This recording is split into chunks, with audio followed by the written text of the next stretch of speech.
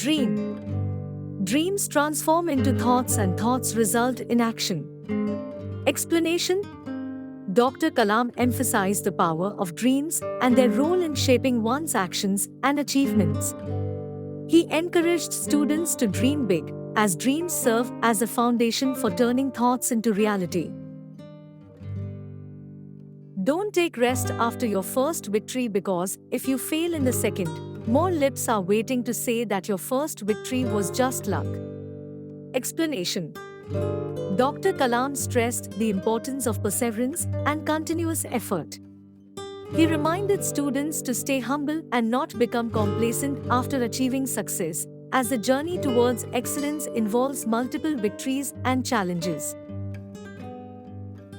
Learning gives creativity. Creativity leads to thinking. Thinking provides knowledge, and knowledge makes you great. Explanation. Dr. Kalam believed that a strong foundation of learning and knowledge is essential for personal growth and greatness. He emphasized the importance of being curious, creative, and thinking critically to acquire knowledge and excel in life.